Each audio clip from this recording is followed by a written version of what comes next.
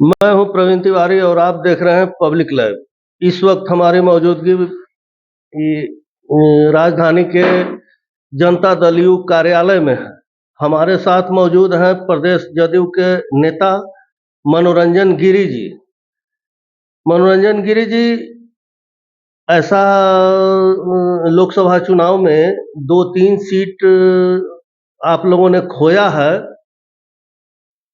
16 seat मिला था, जिसमें से काराकाट वगैरह 2-3 सीट पर हार का सामना करना पड़ा, और जो जिन सीटों पे हार का सामना करना पड़ा, उसका कारण क्या है? देखिए, हम लोग 12 लोकसभा का चुनाव जीते, लोकसभा सीट जीते 12। 4 सीटों पर हम लोग चुनाव हारे। वो 4 सीट पर चुनाव हारे तो उसकी हम लोग समीक्षा करेंगे। जब पार्टी की बैठक होगी तो उस बैठक में समीक्षा होगी कि क्या कमियां रह गई, क्यों हम लोग उस सीट को हम लोग हारे। ऐसा कहा जा रहा है कि पवन सिंह को भारतीय जनता पार्टी ने खड़ा कर बैकडोर से उपेंद्र कुशवाहा जी को हरवाने के लिए ऐसा प्रयास किया गया था। देखिए, जब भारतीय जनता पार्टी पवन सिंह को खड़ा करती तो भारतीय जनता पार्टी ने उनको निष्कासित कैसे किया? भारतीय जनता पार्टी ने उनको निष्कासित किया और उपेंद्र कुशवाहा जी के चुनाव क्षेत्र काराकाट में देश के यशस्वी प्रधानमंत्री नरेंद्र मोदी जी का कार्यक्रम हुआ। देश के गृह मंत्री अमित शाह जी आए, देश के रक्षा मंत्री आदरणीय राजनाथ सिंह जी आए। जब भारतीय जनता पार्टी खड़ा करती तो इतने लोगों को आने की क्या जरूरत थी? और सभी लोगों ने आकर के उस सीट को अपना सीट माना। अमित शाह जी ने बोला कि उपेंद्र कुशवाहा जी को चुनाव जिताइए, मैं इनको बड़ा आदमी बनाऊंगा। और आदरणीय देश के प्रधानमंत्री नरेंद्र मोदी जी ने इस बात को कहे कि उपेंद्र कुशवाहा का गैस सिलेंडर छाप पर यदि आप वोट देते हैं तो समझिए कि आप मोदी को वोट देते हैं। तो यह बात नहीं है कि भारतीय जनता पार्टी ने पवन सिंह को लड़ाया है, ये बेबुनियाद बात। गिरी जी ने साफ शब्दों में बताया कि पवन सिंह को भारतीय जनता पार्टी ने खड़ा नहीं किया था। अगर भारतीय जनता पार्टी खड़ा करती तो फिर पवन सिंह को पार्टी से निष्कासित नहीं करती। आगे मैं आपसे जानना चाहूंगा, रिजल्ट हो गया है, पूरे देश का ये रिजल्ट सामने आ गया है। प्रधानमंत्री किसे बनाने जा रहे हैं? अरे भाई, हम लोग एनडीए के पहले से ही नरेंद्र मोदी जी के नेतृत्व में हम लोग चुनाव लड़े। एनडीए इंटैक्ट है और नरेंद्र मोदी देश के तीसरा बार प्रधानमंत्री बनने जा रहे हैं। उनको बनाना नहीं है, हम लोग तो उन्हीं के नेतृत्व में चुनाव लड़े हैं और नरेंद्र मोदी देश के तीसरी बार प्रधानमंत्री बनेंगे और पूरा एनडीए एकजुट है।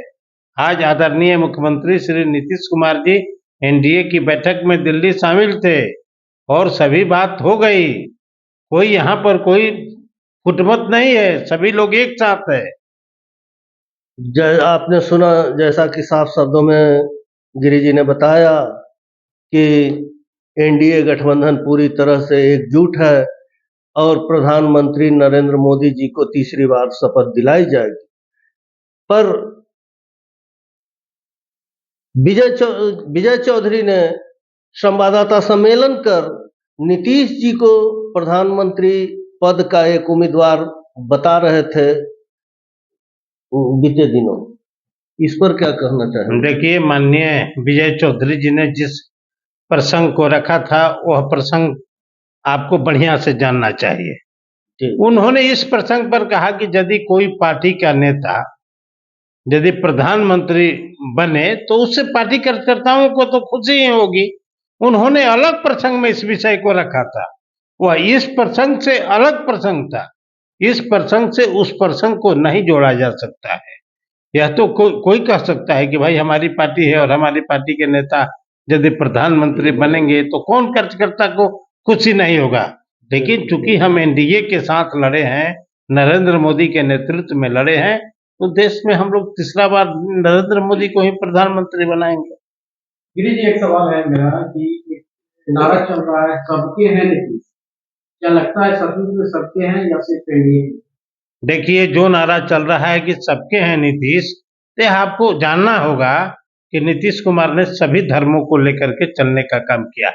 क्या हिंदू, क्या मुस्लिम, क्या सिख, क्या ईसाई, हमने कभी किसी धर्मों को हमने तरजीह नहीं दी है। हमने सभी धर्मों को एक समान देखने का काम किया है। यही नारा है कि नीतीश कुमार अल्पसंख्यक को, गरीब को, पिछड़ा को, अति पिछड़ा को, अगड़ा को, सभी को साथ लेकर के चलते हैं। यही नारा है कि सबके नीतीश कुमार हैं। नीतीश कुमार कभी पक्षपात नहीं करते हैं। नीतीश कुमार कभी किसी में विभेद पैदा नहीं करते हैं। इसीलिए यह नारा चलता है कि सबके हैं नीतीश कुमार। एक और सवाल रहेगा कि क्या इंडिया गठबंधन से अगर नीतीश कुमार को ऑफर मिलता है प्रधानमंत्री पद के लिए, तो क्या नीतीश कुमार जाएंगे? देखिए, नीतीश कुमार जी एनडीए के साथ हैं और जब आज एनडीए की बैठक में है, उन्होंने समर्थन पत्र, गठबंधन का सूत्रधार नीतीश कुमार ही, पहले सूत्रधार थे नीतीश कुमार, आज तो नीतीश कुमार एनडीए के साथ हैं और आज वो एनडीए की बैठक में उन्होंने अपना पत्र दे दिया कि हम एनडीए के साथ खड़े हैं। तो अब यह बात तो बेमानी लगती है। अब यह जो प्रश्न आप लोग पूछ रहे हैं, ये प्रश्न तो बेमानी लगती है। यह प्रश्न ये बेबुनियाद प्रश्न है। जब एनडीए के बैठक में है, प्रधानमंत्री जी के बगल में बैठे हैं, उन्होंने अपना पत्र दे दिया कि हम प्रधानमंत्री नरेंद्र मोदी जी के साथ हैं, इस प्रश्न का कोई उत्तर नहीं ठीक लग रहा है। तो क्या लगता है फिर से नीतीश कुमार पार्टी नहीं मारेंगे? नीतीश कुमार कभी पलटी नहीं मारे। नीतीश कुमार ने हमेशा विकास को लेकर के, नीतीश कुमार ने बिहार को सजाने और संवारने का काम किया है और नीतीश कुमार तो मुख्यमंत्री ही रहे हैं। नीतीश कुमार कभी भी पलटी नहीं मारे हैं। यह बात फेलवर रह गया इंडिया गठबंधन से, 40 सीट का आप लोग दावा कर रहे हैं, महज 30 सीट पे सिमट के रह गए। देखिए, कुछ सीट हम लोग हारे हैं, तो मैं पहले ही कहा कि उसकी हम लोग पार्टी बैठक में समीक्षा करेंगे। लेकिन बिहार में हमने जो आशातीत सफलता प्राप्त की है नीतीश जी के नेतृत्व में, कल देश के प्रधानमंत्री ने भी यह बात कहने का काम किया कि हम नीतीश जी के नेतृत्व में बिहार में हमने आशातीत सफलता प्राप्त की है। तो उसके तो बैठ करके विश्लेषण होगा पार्टी बैठकों में कि हम लोग किस कारण से कहाँ और तेजस्वी यादव ने जो कहा कि 2025 में जेडीयू समाप्त हो जाएगी, तेजस्वी यादव को क्या कहना चाहिए? तेजस्वी यादव का तो 4 मिल गया इस बार। तेजस्वी यादव का 4 का टोटका समाप्त नहीं हो रहा है। तेजस्वी यादव जी को खाता नहीं खुला था 2019 में और तेजस्वी यादव इतरा रहे हैं। तेजस्वी यादव को यह पता चलना चाहिए कि उन्होंने 23 लोकसभा चुनाव में चुनाव लड़ा और मात्र उनको 4 आया और हमने 16 में चुनाव लड़े और 12 आया।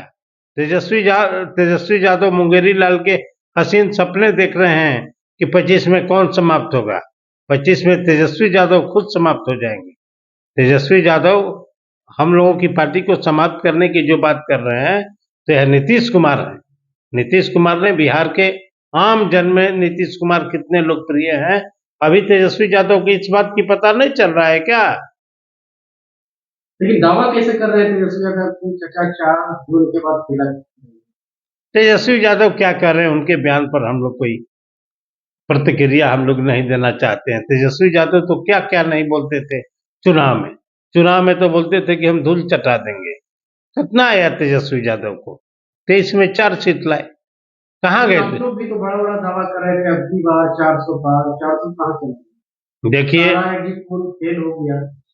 भारतीय जनता पार्टी ने इस नारा को दिया था कि अब की बार 400 पार। कोई पार्टी अपने कार्यकर्ताओं को साथ में नीतीश कुमार भी ये नारा को जिक्र करते थे हर मंच। कोई भी पार्टी अपने कार्यकर्ताओं को मनोबल बढ़ाने के लिए कोई नारा को देता है। तो हम लोगों ने यहाँ पर 39 सीट हम लोग अगला बार जीते थे, अब की बार हम लोग 30 सीट जीते। तेजस्वी यादव कितना सीट जीते? 0 से तो 4 आ गए। वो तो कह ही दिए थे शुरू से कि हमारे पास खोने के लिए कुछ नहीं। अरे भाई, 0 से 4 इस बार ना आए। 2019 में तो 0 हो गए थे, 4 से 0 हो गए थे, तो 4 आए। तो हम लोग समीक्षा करेंगे बैठ करके कि कैसे कैसे हम लोग अपने क्षेत्रों में चुनाव हारे, उसके विश्लेषण होगा। मैं तो पहले ही बोल चुका हूँ। ये एक लास्ट सवाल है, कितना मंत्रिमंडल पर आप लोग चाहते हैं? खास कार्यकर्ता भी है, कितना चाहते हैं? कोई भी पार्टी चाहता है कि हम अधिक से अधिक हमारी पार्टी का वहां भागीदारी हो। माननीय मुख्यमंत्री जिस काम को देख रहे हैं उसमें हम लोग क्या कहेंगे? हम लोग के कार्य क्षेत्र से बाहर मनोरंजन गिरी जी, आपको बहुत बहुत धन्यवाद जो पब्लिक लाइव न्यूज़ चैनल के लिए आपने अपना बहुमूल्य समय दिया। तो आप देखते रहें पब्लिक लाइव। मिलते हैं एक छोटे से